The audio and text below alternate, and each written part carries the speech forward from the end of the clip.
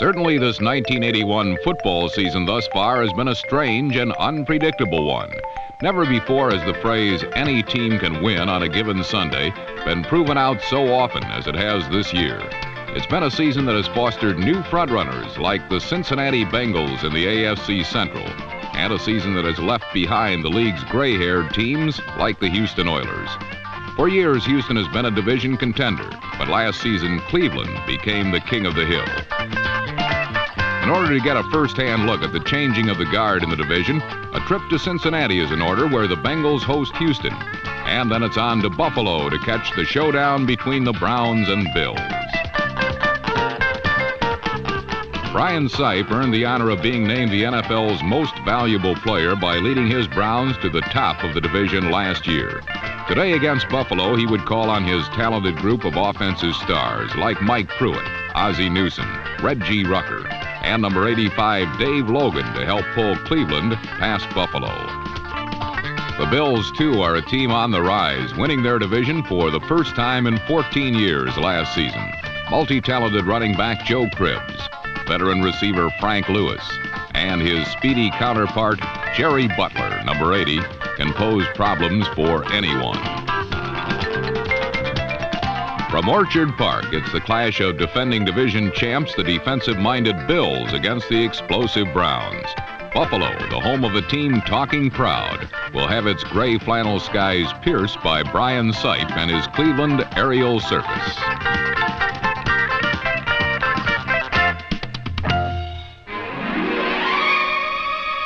The seemingly never-ending drama of the AFC Central continues when we bring you the second half of our Game of the Week doubleheader. The new-look Bengals, led by quarterback Kenny Anderson, have surprised everyone this season by becoming the team to beat in the Central Division. Anderson can now draw on talented men like David Verser and Chris Collinsworth, Cincinnati's speedy rookie receiving tandem. And he'll need all the help he can get to overcome the tough Houston Oilers, a team the Bengals haven't been able to beat in the last 5 meetings. Houston defeated the Bengals 17-10 down at the Astrodome a month earlier and would love to burst the bubble of their front-running hosts. They bring with them a man who always plays well in Riverfront Stadium, punishing fullback Earl Campbell. As usual, Campbell leads all other NFL running backs at the season's halfway point, and would love to improve on his stats at the expense of Cincinnati's 3-4 defense. It's the continuing saga of the AFC Central, the Browns and Bills, and the Oilers and Bengals in a Halloween weekend doubleheader on the NFL Game of the Week.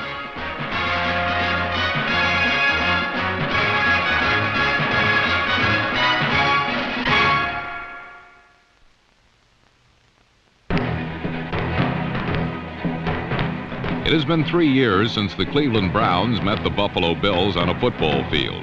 The Browns beat the old Bills 41-20 in 1978, but now they face a new Buffalo club, a club that now features the shotgun formation, the ability to strike quickly from anywhere on the field, and a man who was last season's Rookie of the Year. He's a flash named Joe Cribbs, number 20.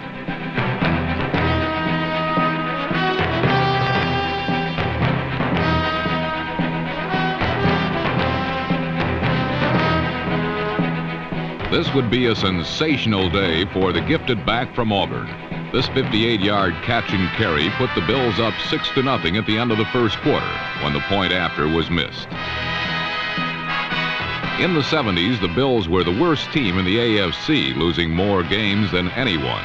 But last season, all of that frustration was erased when the Bill defense and Joe Cribbs launched them to a division title. After his lightning-quick touchdown, Cribbs was added again early in quarter number 2.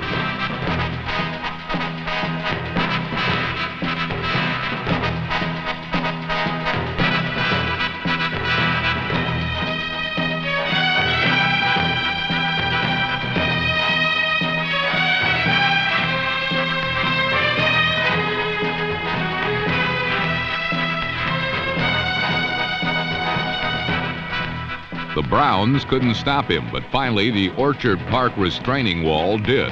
Cribbs had done it again.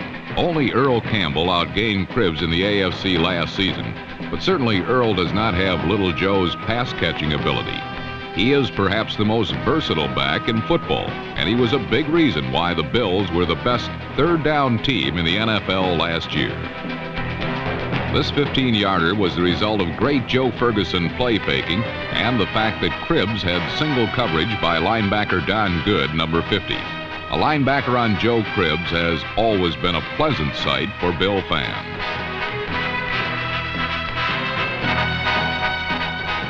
Buffalo had jumped out to a quick 13-0 advantage, but after an exchange of punts, Brian Sipe got Cleveland moving with a little help from Ricky Feature, number 83, who beat double coverage for a long gain.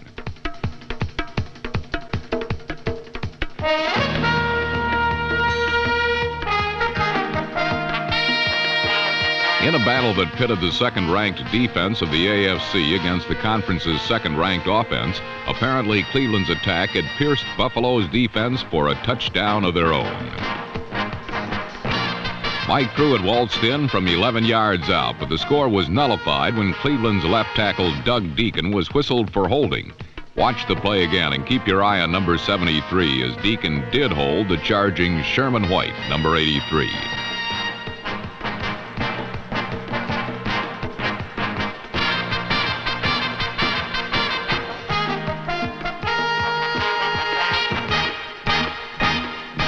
Matt Barr managed a field goal which cut the Bill lead to 10 as the first half came to a close. In the second half, well, it was just plain weird.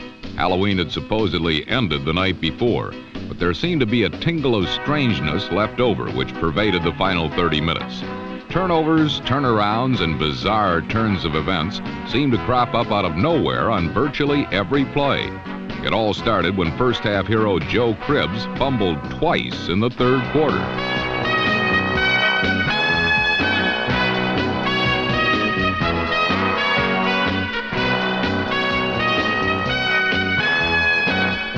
Next, Cleveland gained 39 yards on a pass play where the ball wasn't even caught.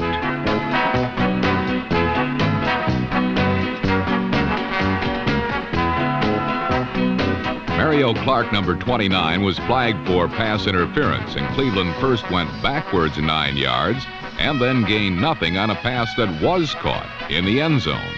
All very strange. Ozzie Newsome caught the ball all right, but yet another holding penalty erased the touchdown. Things had to settle down to normal, right? Wrong. Dave Logan, number 85, caught a 22-yarder, and somehow Cleveland could not gain an inch. The reason? This time it wasn't a holding penalty. He caught the ball out of bounds. A field goal managed to put a temporary halt to the bizarre goings-on on the field.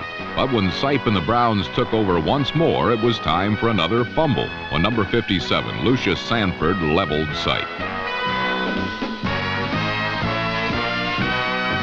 Buffalo couldn't recover the fumble, but Sipe couldn't recover his senses. He left the game for a few moments, and backup Paul McDonald, number 16, came in, just in time to be a part of yet another weirdo play of the second half. Cleveland had the ball, but the Bills scored. Not even McDonald deserved a break today. An intentional grounding call to the end zone is ruled an illegal forward pass, so the Bills came away with 2 points. After all the peculiar happenings, the Bills had grabbed a pair of points, while Cleveland netted 3. It was time for something new. Another big pass play for Cleveland without the receiver making the catch. This time, number 28, Rufus Bess, was the man who interfered, and finally Sipe threw for a touchdown that was not called back.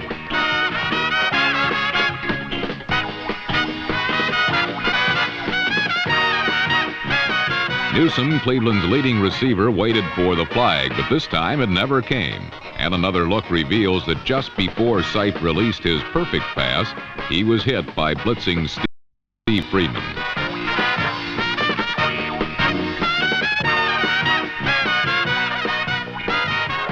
Newsome's touchdown cut the Buffalo lead to a mere 2, but then suddenly and dramatically, Joe Cribbs came to the rescue for the third time in the game.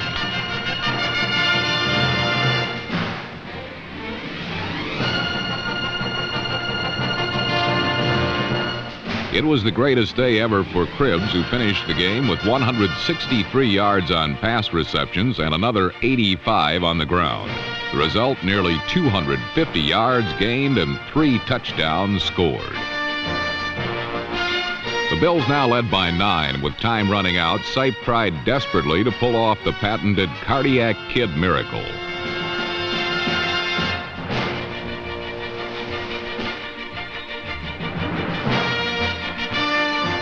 Mario Clark came up with the interception, and finally a very strange game had come to an end.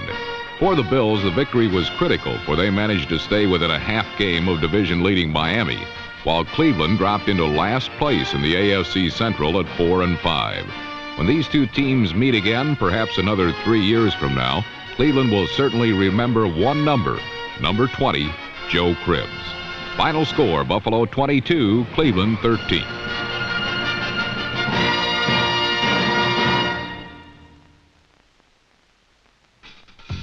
Cincinnati Bengals coach Forrest Gregg was justifiably nervous in the opening moments of the Oiler game. His Bengals had been upset by lowly New Orleans the week before, and now Earl Campbell and company were staring them in the face.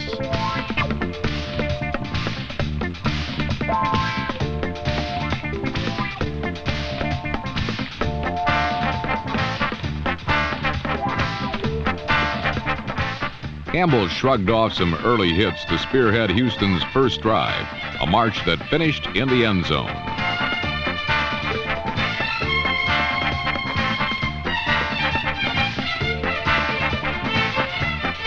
Number 82, Mike Renfro, hauled in the score from quarterback Ken Stabler, and Houston took a 7-0 lead. The Oilers' almost effortless march made it look as if they would be continuing their domination over the Bengals. But Renfro's score was probably the most misleading event of the afternoon. It would be Houston's only lead, although the Oiler defense appeared intent on keeping the advantage when the Bengals took over on their first possession.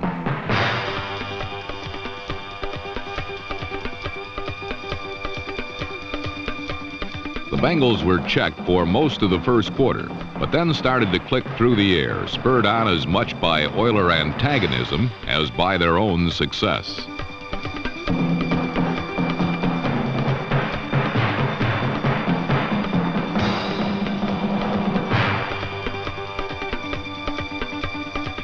Houston was playing an intimidation game, a ploy that had worked in the past, but the tough young Bengals weren't buying it today. And on the first play of the second period, they capped their long drive with a score by fullback Pete Johnson, number 46.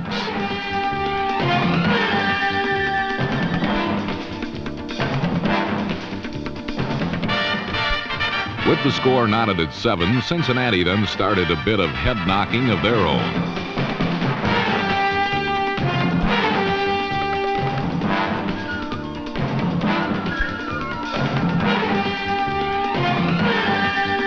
Houston then made the first of several key mistakes that would change the direction of the game.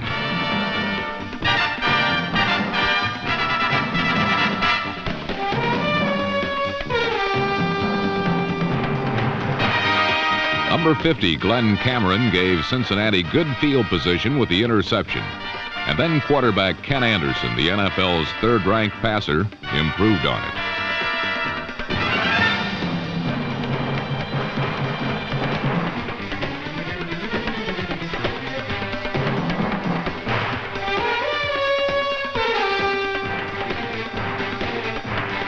Reserve tight end M.L. Harris, number 83, set the stage for Cincy's other tight end, Dan Ross, number 89, who put the Bengals in the lead.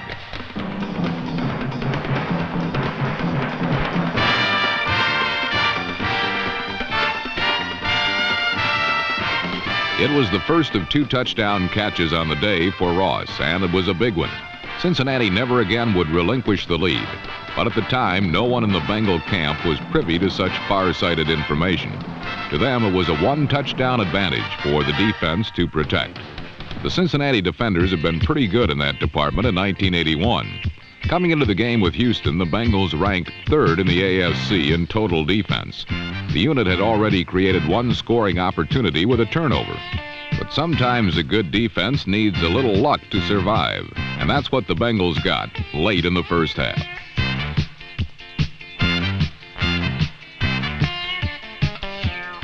A dropped pass plus an unsuccessful Houston gamble on fourth down proved to be the turning points of the game. From there, Cincinnati took over and never looked back.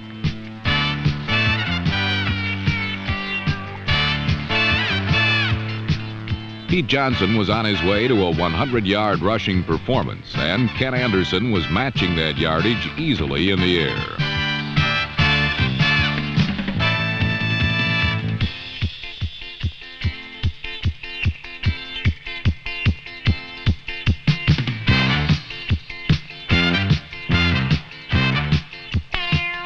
Number 80, rookie Chris Collinsworth notched his fourth touchdown reception of the year, and the Bengals went up 21-7. Less than a minute remained in the half, and the jubilant Bengals would be delighted to take a 2-touchdown lead into the locker room.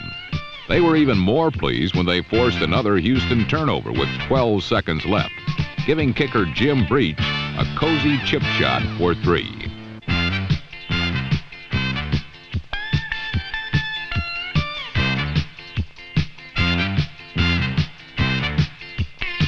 A game that had started out with Houston dominating had been turned completely around. The Bengals were firmly in command, and in the second half they would make sure that Houston was even more aware of the tough new kid on the AFC Central block.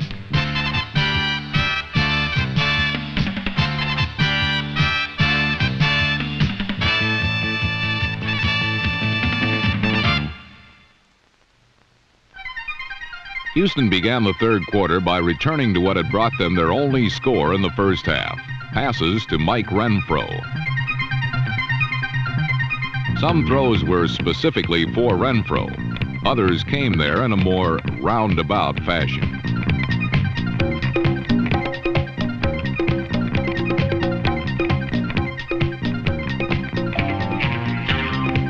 Houston got a kind bounce here, but their luck ran out when they missed the field goal. Cincinnati quickly took over as Ken Anderson returned to first half star M.L. Harris.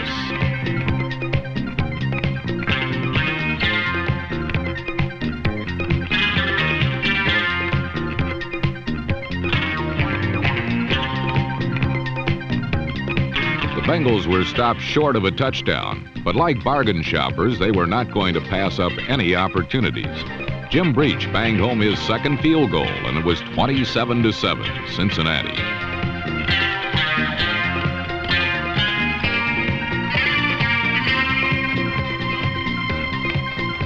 Houston had more problems than just the score. Earl Campbell was out of the game with a pulled hamstring, forcing the Oilers to pass. Since Houston ranked dead last in conference passing, it was not a good situation for the Texans to be in. Number 53, Bo Harris, quickly made it worse. Harris was ruled down at the 14, but it didn't matter.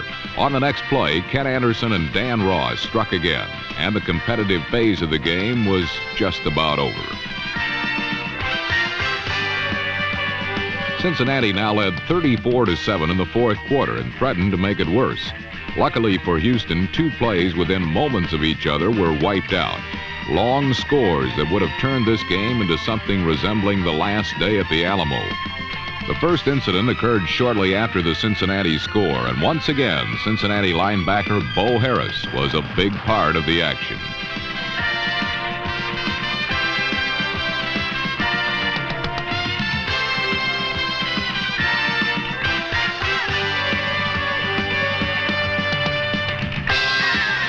Officials ruled Harris had stepped out of bounds after returning the fumble only 3 yards. Undaunted, the Bengals tried again. Jack Thompson replaced Anderson at quarterback and showed there would be no drop-off when he found Chris Collinsworth for another apparent touchdown.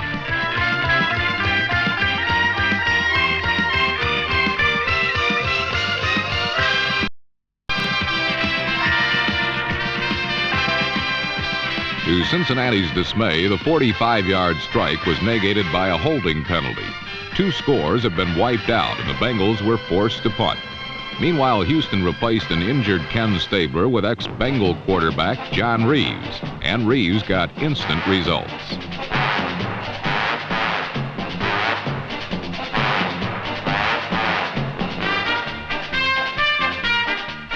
51-yarder to number 00 Ken Burrow was graceful but without much meaning. It cut the lead to 34-14, and soon the Oilers were on the march again. Adger Armstrong, number 39, filling in for Earl Campbell, paved the way for a second Houston score.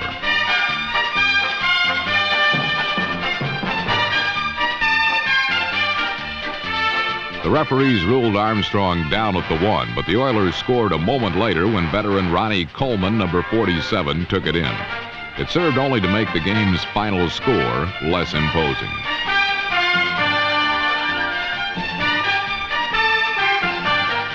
After 5 straight wins over the Bengals, the Oilers were finally beaten. It dropped Houston into a tie for last in the AFC Central with Cleveland, while the win gave Cincinnati undisputed possession of the top spot. It's a cliche, but like most cliches, it is based in truth. What a difference a year makes. Last season, the Oilers in Cleveland were in the playoffs, while the Bengals languished in the cellar. This year, Cincinnati is the Central Division pacesetter. There are still 7 weeks to go in the regular season, but the Bengals have convinced almost everyone, and certainly the Oilers, that they will no longer accept the second banana roll in the division. Forrest Gregg's team is young, spirited, and opportunistic, and such qualities should keep the Bengals in contention for the rest of the year.